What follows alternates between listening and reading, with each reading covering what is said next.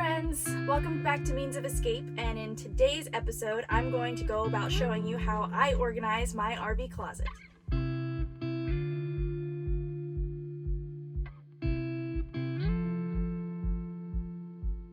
So when we first bought our RV, we had about 2 months before we moved in. So that gave us ample time to really strategize how we were going to go about organizing everything. So what we have to work with here is this space up here above the bed. We have these cubbies that you can see I have for shoes. We have our closet. We have one closet on each side, so his and hers. And then we have space underneath the bed. That's what we have in the bedroom. So you want to measure out exactly how much space you have to work with. So tape measure is your best friend. We measured out the length of in here, so we were able to divide up Ryan's side versus my side. And then you also want to get the height.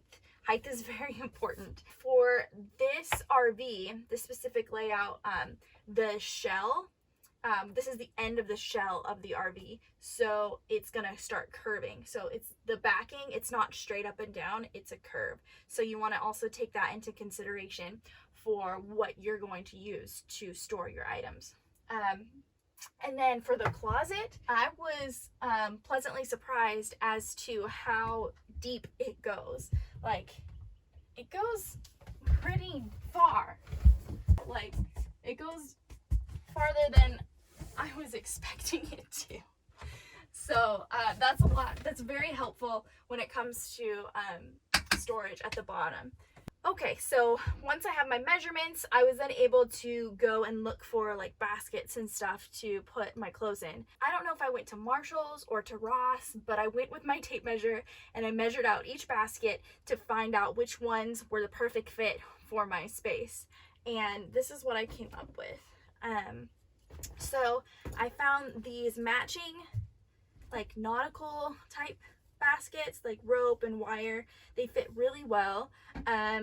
They each had like this wiring like grip here, but I took it out on some of these on one side of each one because again it does curve on the backing of that, so you don't want to have this on the back because it's just going to cut off. So I removed one of them on each side, so it just fits perfectly like that. So really helpful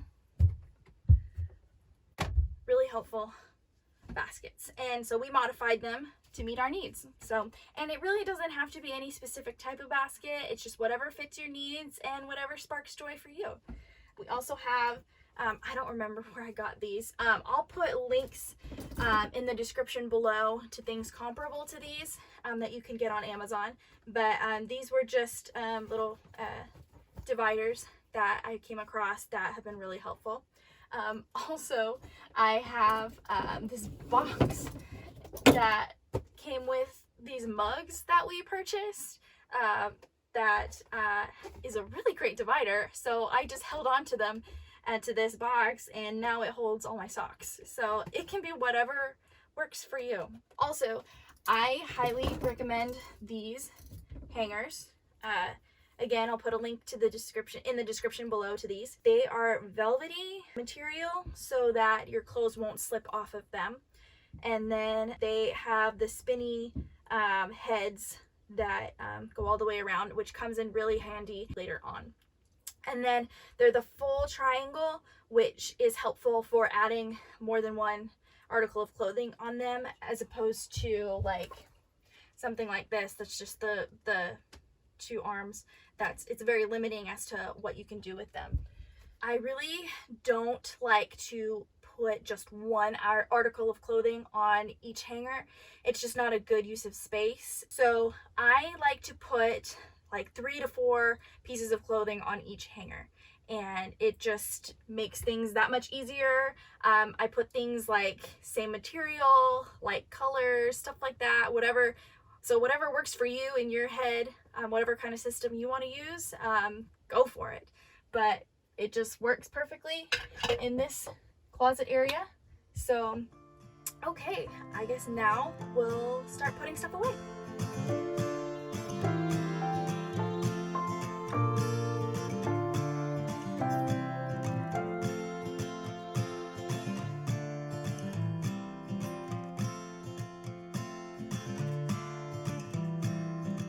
You want to help Mama? No, that's already put away.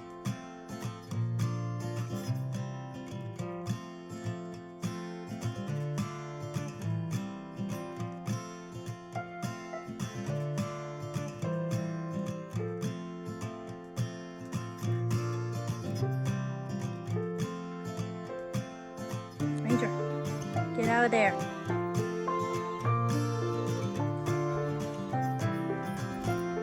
Okay, so here's what we've got. So nice and neat in here. And not too tight. Pretty spaced out in here. So this might be a little controversial, but for my dresses and my skirts, I typically fold them up and I put them in a basket in my closet. I know most women like to hang them, but my dresses, it's more normally like a thinner, more breathable material, so I can always just spray them with de-wrinkle spray or steam them really quick and they're good to go. And especially now that we're all staying home more often, I'm really not wearing them that often, so I can put them in an area that I don't need quick access to. But now I have a couple baskets left. This wicker basket, I keep a lot of my like sweatshirts and hoodies and stuff that because it's what's going on right now, this is mostly what I wear. So it fits perfectly in this wicker basket, which I had before we moved in here, so, and it just happened to fit within the width of the closet. So it just scoots on in there and voila.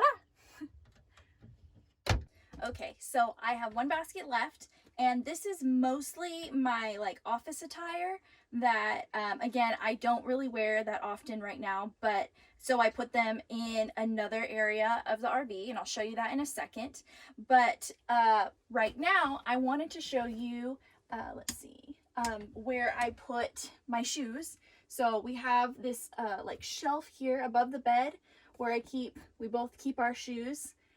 These are the shoes that I wear most often. And then like high heels and boots and stuff like that, I normally keep in the storage underneath the bed. Okay, so as far as belts go, I have this drawer here for all my belts. I don't actually use a lot of these, so I can probably get rid of some of them. But that's just, it's a process. So as you grow accustomed to your space, you can realize that not everything is necessary, and that's okay. Don't feel like you have to come into this lifestyle with a 100% changed mindset or 100% clarity. If we felt that way, we probably never would have moved in. If you can come into it with an open mind and flexibility, then you're all set. So last thing before we move out of the bedroom, I just wanted to show you my jewelry frame that Ryan built me. It's amazing. He built it with like wood, and then like, I'm not sure what this is called, but he got it from Home Depot. It has a lot of holes in it.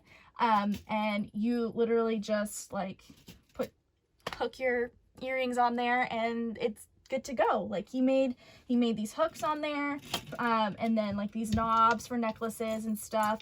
It's just so amazing. I just love it so much. And I don't know if you want instructions or anything, let me know, but I just wanted to brag on him a little bit because it's amazing and a great use of space.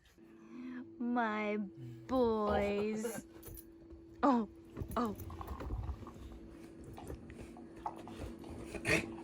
Okay, so we're in the guest room right now, and I have this last basket of clothes.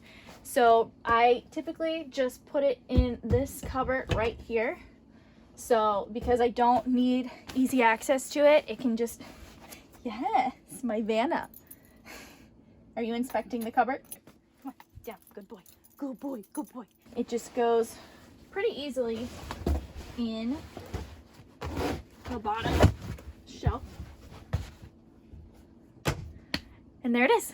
Finally, I wanted to show you guys what we did for our coats and jackets and stuff that are just too bulky to put in baskets or to hang up in our closet. So it's January in Texas right now, and the weather's still trying to figure out what it wants to be. It actually snowed here for the first time in 3 years just a few days ago. So we want to keep our coats fairly handy. So what we did was we converted one of our bunks in the guest room to a makeshift coat closet.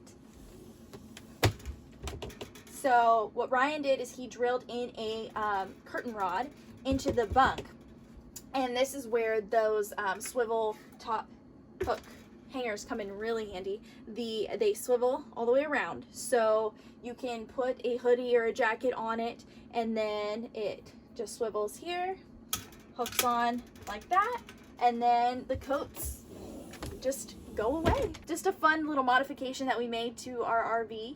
And that's another beauty about having your own tiny space. You can be creative and modify it to fit your needs. So I hope this was helpful for some of you interested but maybe still on the fence about going tiny. Remember that your storage is only limited by your imagination and your creativity. So tell us what you think. Was this helpful for some of you? Is this stuff that you've already heard before? Do I have too many clothes? Comment below and let me know what you think. Is there any questions you guys have about how we live? We want to know, and we want to be able to help address those questions. I think next episode we're going to be showing you how we organize our RV kitchens. 2 kitchens. So please don't forget to like, comment, subscribe, and of course share. We cannot do this without your continuous support. Thank you so much for watching, and we'll see you next time.